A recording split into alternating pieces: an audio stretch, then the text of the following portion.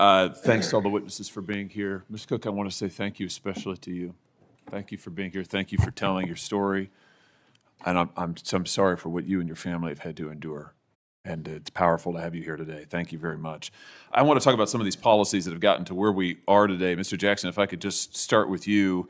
You were Deputy Director in the Biden White House for gun violence and a special assistant to the president. Is that correct? Yes, sir. You're also affiliated with the Community Justice Action Fund. Is that correct? Yes, I'm also a survivor of gun violence. You were their executive director. When was that, the Community Justice Action Fund? 2021 to 2023. And you're affiliated with them now? Yes, as executive advisor. Okay. The Community Justice Action Fund is, do you disclose your donors? Yes. All of the donors are public? Yes. You're funded by the Tides Advocacy Group, among others? They're a fiscal sponsor. This is, right, They that would be handle a our donor. HR. Yeah, This is a George Soros funded group? No. He's one of the donors? No. He's a donor to the Tides Advocacy Group? Yeah, that's our fiscal sponsor. So they handle our HR, our back office, our operations. Great, okay, great. So in other words, I mean, that's... We're one of 300 organizations. Right, that they run. You are a Yes, subset we of them. pay them to be a fiscal Well, sponsor. you are a subset of that organization, which he helps to fund, right? Okay. All right. Just wanted to get a level set here. So let's just, I want to ask you about some of the policies that you've advocated because they're exactly what we see implemented in these blue cities, like defunding the police. No. Oh, indeed. That's not. We advocate for Wait, I investing. haven't asked a question yet. We'll get to. I've got a lot of questions. Believe me, and I'll give you time. So let's talk about this report that you issued when you were executive director, a policymaker's playbook. And I'll ask you to enter it into the record, Mr. Chairman. Great. Without objection. Thank you. In this report, you advocate, and I quote now, defunding the police because the long-term goal is fundamentally to reimagine how the state serves its citizens in the project of public safety. You go on to say police departments traumatize residents through a destructive cycle of racist over-policing, and the answer is not to add any more money to police budgets. Talk to me about, I mean, why is it that denying policing to the most vulnerable communities is a solution? I know that's what the blue cities are doing, but why is that a good idea?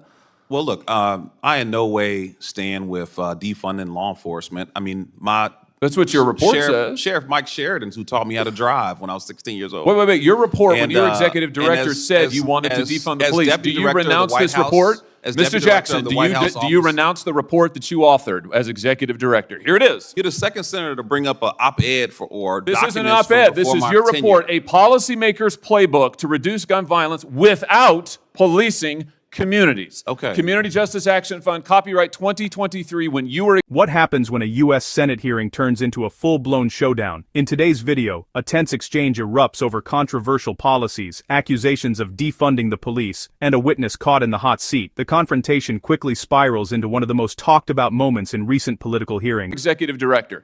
Now you say you don't know anything about it. Now you say that you haven't heard of it, just like the Democrats who all of a sudden say, oh, we're all for the police. They've been advocating defunding them for years. Okay, well, you can look at documents or you can look at results. My question is, do you renounce this report now? You say you no longer agree with this. And my answer is that I led the efforts to invest $42 billion in law enforcement. You've advocated defunding the police as executive director of an organization that you still lead and are affiliated with. Never see me advocate for that directly. What you see me advocate for what is this, is then? a comprehensive approach to reducing violence. Right, the comprehensive approach is defunding the police, which is what this says. The entire time. This is so typical of what the Democrats do now. After your policies have transparently failed and led to the deaths of millions of Americans, now you say you've never heard of defunding the police. Your own report recommends it on page after page after page. Let me ask about something else you say. Here's what you say we ought to invest in. Instead of funding the police, here's what we ought to invest in.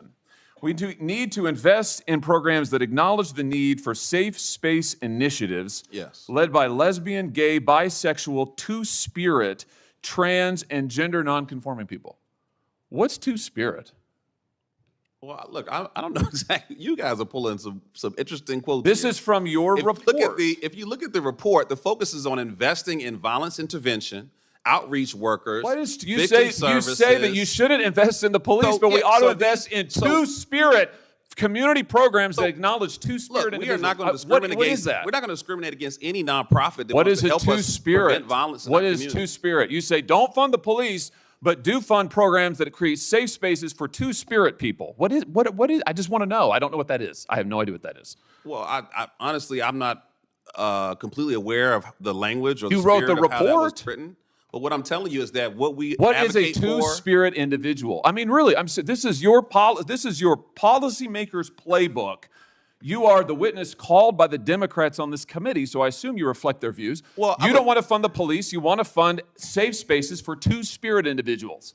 What is a two-spirit person? I feel like I'm looking at a two-faced individual because you talk about reducing Oh, no, sir. violence. You're looking at somebody who's You're also reading you speaking your out own against words, and I'd like to hear an violence answer. programs. Here's the answer. The answer is you don't have any solutions. You want to invest in gobbledygook and take away money from police officers who actually keep our communities safe, and when you're called on the record, you deny it. It's all there in black and white, and your record is there in black and white, and it's a disgrace. We reduced homicides by 31%, and as someone who's been shot and nearly killed, I take offense that you would think that I the take last offense 13 that you years won't answer my were not questions, focused on that you reducing deny your violence. own words, and that you are leading this committee astray. And frankly, sir, your policies are absurd. They're absurd. I don't think we're getting any place, so let's,